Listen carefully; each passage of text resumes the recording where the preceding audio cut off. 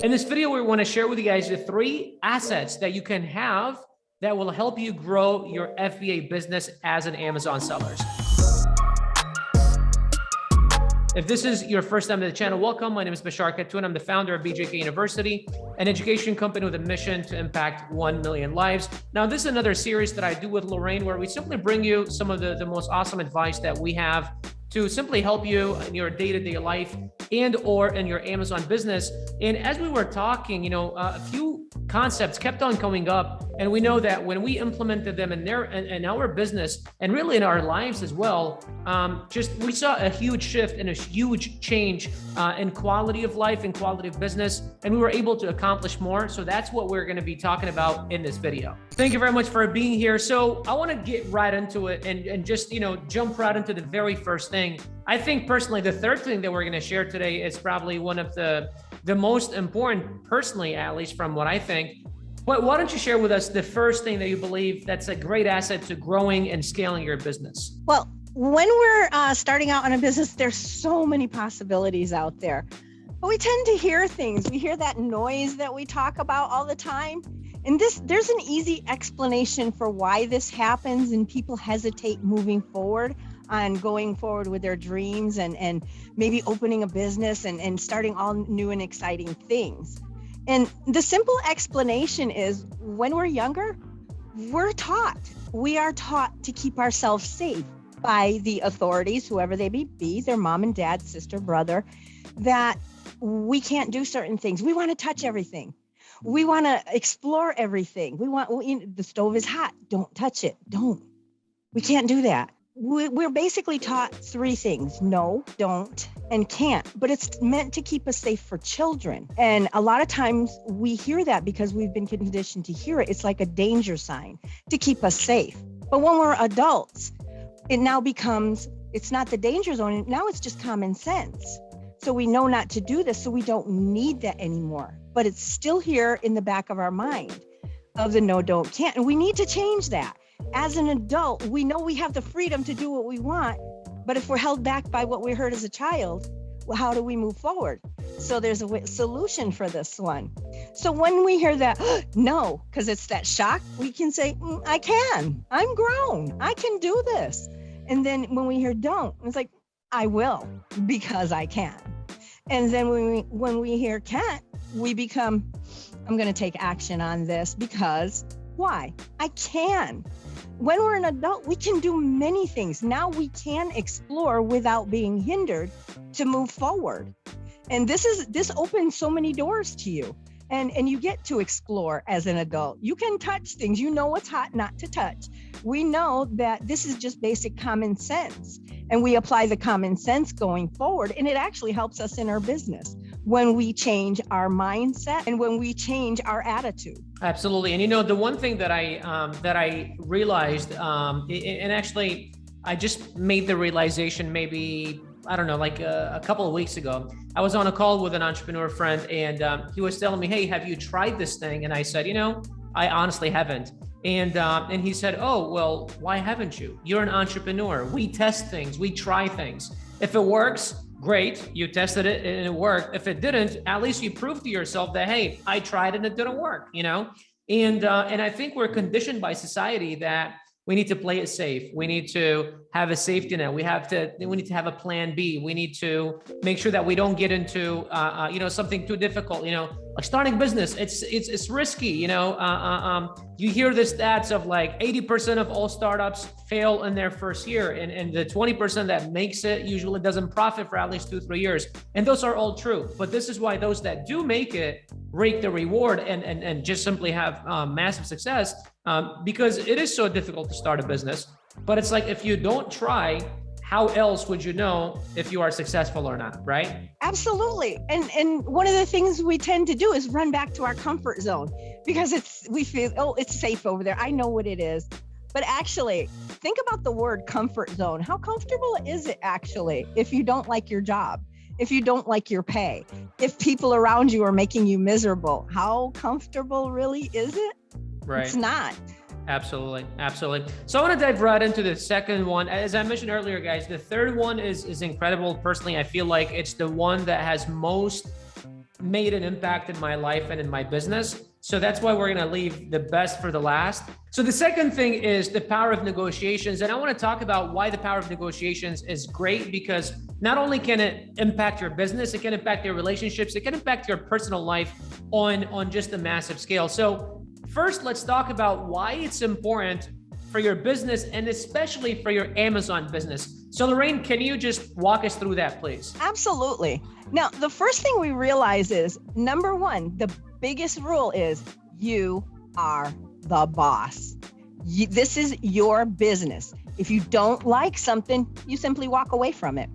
If you do like something and you think you can get it a little bit bigger, a little bit better, then you go for it. You have nothing to lose. Just keep digging in. When we're negotiating, like say with suppliers, when you're negotiating with a supplier, you're over the computer. You know, it's not like we're in the principal's office. We have to be nervous. We're not going for a job interview and we have to sit there and say, am I going to get it? You're already the boss. You got the job. Way to go. Now what we're going to do is we're going to take it to the next level and we're going to negotiate with suppliers. Many of the suppliers that we do deal with, some cases, they're not proficient in English. So we do tend to talk to them like, you know, they're 5, but not, you know, in an insulting way. It's like, no, this is not going to work. But here is what we can try. And never be rude to anybody. You never know. This could end up being one of your best suppliers ever. Mm-hmm. And when you're looking for new products, they could actually, I have a game going on with my supplier where I say, this is a new product I'm looking for. He says, I bet you I can find it for a better price and good quality. I'm like, okay, game on. We'll be back in an hour or two, you know, and I'll go look and now I've got somebody doing it too. And she may come back with a better price for me. So the more you work on your relationship with a good supplier, the more things, the more value you're going to get out of it. And it's going to help your business in the long run. Yeah. So when we're talking with suppliers, we want to negotiate. We can negotiate. Everything is up for grabs, everything. So when you get your product and say you're scaling your product, this is like your 3rd time. And now your shipment is much bigger. Okay, this is a lot of money. I'm running out of stock fast because I'm selling a lot, but Amazon still has it because they have to send it to me because it hasn't quite been the end of the 2 weeks for me to have. So I will negotiate with my supplier. It's generally a 30% down to start production. And then at the end, you would pay the balance. Now I've negotiated to the point where, how about if I pay the balance when it reaches port? You know, so now I've got an extra 2 weeks in there where Amazon will send me my earnings. And by the time it reaches the port, I have it. Right. Now, one of our other coaches has actually negotiated something amazing. She got it at 0 until it gets to the port. So everything is negotiable. If your shipper gives you a high cost and I'm like, ooh, that's too high, I'll go with a freight forwarder and I'll check. I will check with what they can give me because they're 90% of the time, 99% of the time, I end up with a lower cost from an outside freight forwarder. I will screenshot that. I will give it back to my supplier. Well, I'm going to need to go with a freight forwarder because I got a way better price. Wait, we have another one. I think we have them too. You know, all of a sudden the stuff starts coming out of the woodwork, you know, and you just sit in your chair and smile and say, I got another win.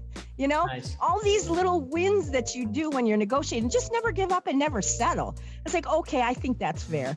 No, try again and see if you can do a little bit more. Yep. If anybody ever asks you about a price or anything like that, lowball them. Never give them the correct one. Never show this poker. Never show your hand. Yep. So everything is negotiable. What I want to talk about and touch on for a little bit here is how negotiations and the power of negotiations can actually not just only help you in your business, but also help you in your day-to-day life. I know that there's a car, I'm not going to name what it is, that I've been wanting. I've been dying to get, you know, and I've just been delaying it. And my wife said, no, if we buy it, let's not buy a sedan, let's buy the SUV part, you know, like kind of it, you know? And for me, I was like, well, I want to get that car and my wife wants the SUV. So why not get the SUV? You know, I'm getting what I want and she's kind of getting what she wants, but we're kind of coming together, you know? Same thing when we were trying to move to Miami. I was trying to move here because I wanted to, you know, kind of start like almost a new life and just be exposed to something new that I've never been exposed to. And for her, it was, no, well, I'm you know, my family's here. Why am I going to come there? I know no one there. And so we negotiated a deal where it was like, hey, once a quarter, We will take a trip back to San Diego. We will spend at least a week there. If I can, for whatever reason, you feel free to go back to San Diego. Whenever you want to fly your mom or your dad or your sister over, I will pay for their flights. Bring them over, let them spend whatever, 5 days, 10 days, 2 weeks, whatever it is. All expenses paid for. I am completely okay with it. And just throughout life, I've realized how negotiations and just because everything doesn't need to be binary, either a yes or a no, you know? There's always that like that place in the middle where everyone feels like they won. And that's really important. That's really important. That what I felt is that everyone needs to feel like they are a winner. You know, it can't be where I'm winning and they're losing. No. They also need to feel a winner so that way everyone feels good about the deal, right? Absolutely. We do it in our house all the time. Yep. My husband, like, it's just like, you know, sometimes we'll come together in the middle. He hunts, I fish. I go in the middle. We go hiking. Yep. You know, something we can do together. And he works outside in the yard. I don't want to get my nails dirty, but I do the inside. So I will clean the inside. He gets the outside. He'll wash the clothes. I put away. Everything is a negotiation. So I don't have to do it all. Yep. And so it works. But here's one of the best things I found in negotiation with people, some of the best people who are good at this. Now, some people, they tend to think, well, I'm just a housewife. I'm just a mom. I'm just a how can I do this? Let me tell you something. Stay-at-home moms and dads are some of the best negotiators ever. I have tested it and I've looked at the numbers. They get the best deals. Why? Because they stay at home and they negotiate with little people all day long. And these little people are relentless. When they want something, they are relentless. So you go out and you budget. You budget at the store, you go to swap meets, you go to garage sales, everything's a deal. How can I get the best deal? You know, if you apply all of that to what you do with your supplier, this is why they end up becoming the winners in the room. Yep. So I love watching this from people who don't think they have skills to seeing the mad skills they actually do have. Yep. Absolutely. And I want to share here the third thing, which I think is the most powerful. But before I do, those of you that are enjoying what you're seeing right now, if you're really enjoying it, smash the thumbs up button. Also subscribe to the channel. But most importantly, if you want to learn from BJK University on how you can be part of this and how we can walk you through how to select your first product, launch it on Amazon, and just offer you support, below this video, there's a link that'll take you to a short presentation that'll explain to you how it all works. And then also you get to book a one-on-one free strategy session with one of our enrollment advisors. But the third thing that I want to get into, which is personally, I think is the most important, is having someone there to hold you accountable, accountability. And before I hand it over to you, Lorraine, I want to tell a story. I started working out about 2 years ago. And I lost probably like 35 pounds or something like that. And then I've been just, kind of trying to tone up. And then I got to a point where I realized that I just wasn't progressing anymore. But then I noticed something. Some days I would go to the gym. Most of the days I would go to the gym by myself. Some days my wife would come with me. Some days when I go to the gym, there is no one there and it's just me. Sometimes there are other people there. And what I noticed was bizarre. Whenever I went by myself, that extra set or that extra rep, I would just be like, I've done enough, it's fine, I don't need to do it. When there was other people in the gym, although I did not know them, I did put in that extra rep or that extra, Whenever my wife was with me, not only did I put the extra rep or the extra set, I went above and beyond and worked out a whole nother muscle, And I was like, that's interesting. I wonder if that translates the same into throughout the rest of my life, if that translates the same into my business. And I started realizing that, being the CEO, no one really holds me accountable. And I'm like, well, that couldn't be good. Someone needs to kind of check up on me and make sure that I'm doing my things. And so I built an accountability group around me to people that are holding me accountable to the things that I'm doing. So that way, they can call me out on my bullshit if I ever do. You know what I mean? And I've just realized that really completely changed everything. But what I want to hear from you is, what do you think of accountability from your side, and how has it impacted your life, your business, and or the lives and businesses of the students that you work with every day? Your story is like looking in a mirror. I had a small room set aside for my exercise room, but until then I wasn't able to move my machine in. So I was in the living room. My husband's watching TV. And at the same time, he's like, wow, babe, looking good. You're going for it. I'm just like, That's right, baby. Look at me go, you know? So it does work. Yeah. You know, somebody is motivating me and I'm putting in that extra step, 200, whatever, 10, whatever it is, because it makes me feel good to know that somebody, you know, is giving me a compliment on what I'm doing, and it motivates you. So when you have an accountability person or people that are holding you accountable, you know, this does motivate you. And it's like, wait a minute, you know, I put this information out there. I better darn sure do it. I'm going to look like an idiot. Yep. You know, and who wants to look like an idiot? Not me. I'm the last person who's like, I've got something that's like, well, I said I'm going to do it. I'm going to do it.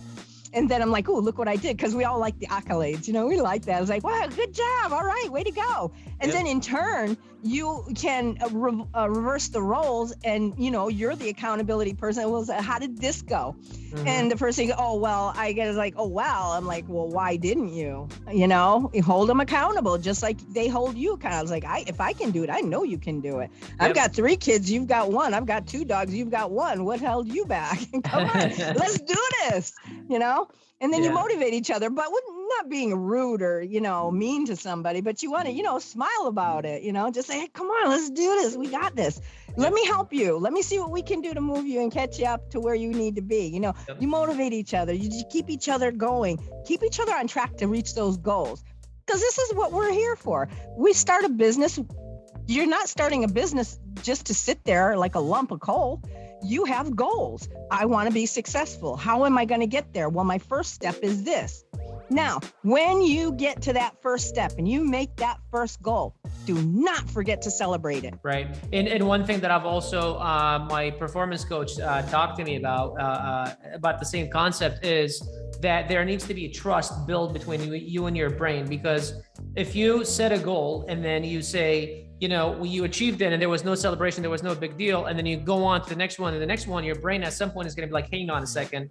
At some point, this goal was really valuable to you and really big, but we haven't really been doing much about it. No, screw this. I'm not going to keep this up, right? So you need to like provide that trust and create that trust between yourself and your brain. And yes, accountability is one. I mean, I think it's underrated, and I think people do not value it.